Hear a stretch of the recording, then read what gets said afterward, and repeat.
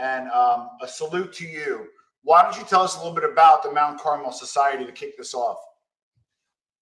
Well, 130 years we're here, so I only part of that. But, I only look 130 years old.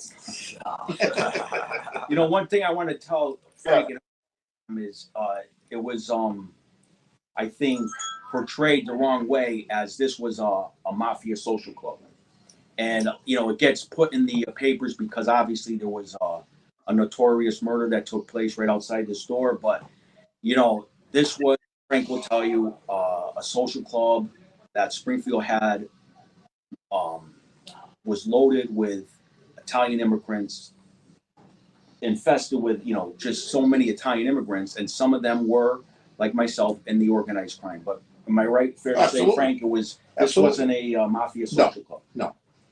Frank was here many times when Frank, like Bruno, and he played cards. But I mean, I would say 95% were legitimate businessmen. Yeah, 1,000%. Yeah. Working class people. That's pizza stores. Hard-working people. Yeah. Frank knows my family. My father with the produce business. My grandfather, he remembers coming down with my grandfather to the social clubs. There was 3 in our area. Actually, you said 5. Tell Tom about way back in the 40s. There were 5 clubs, but the strongest was the Grace, the Assunta, and us. And the Assunta was the Calabrese. The in different parts of Naples was the Our Lady of Grace and Mount Carmel. Right.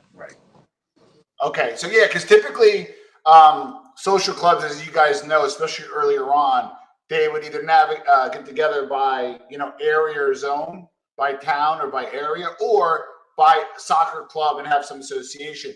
What are some of the areas that migrated over to Springfield? I know there's a lot of Sicilians. What are some of the areas, and maybe if you couldn't even know some of the towns? Well, the Mount Carmel was way back when it was founded. It was a mixture of all the towns, and then it narrowed down to Brasilianese from Brasiliano in Italy. Okay. The Assunta Club was Calabrese, and the Our Lady of Grace was Quinnici. And Springfield had a big population of the Quinnices and the Brasilianese. A lot of those small towns came here, and when their families came here, they said, well, you know, they all located in this area.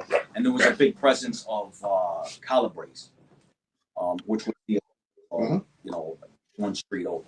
And Anthony, what's your lineage? I never even asked you. Is that, so you Sicilian? My mother's side is Naples, and my father's side Calabria. So when I was coming down to the club with my grandfather, he would take me to the Assunta Club, but then we'd also always end up at this club, Mount Carmel Club. You know, we'd make the rounds with them all. Our Lady, you know, we'd hit all 3. You know, even though you were different parts of Italy, everybody still knew each other, grew up with each other, and everybody was, like I said, it was heavily populated Italian cities. You know, when guys come from New York, that in old timers used to come, that Springfield was known, you know, the Genovese and all those people, as they couldn't believe how many Italians we had here. Oh yeah. Am I right? Oh yeah. Yeah.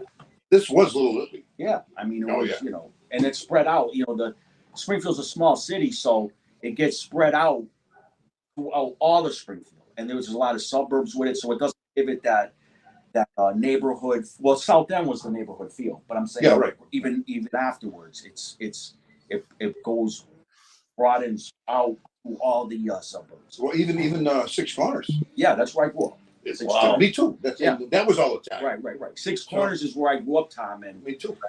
There was Italians there too. So you got to think of, Frank will know this, is the North End, you know, was Italian and Irish. South End, the 6 Corners was Italian and Irish. Right. Am I right? Right. And I grew up in 6 Corners, and then moved from there. But there was a lot of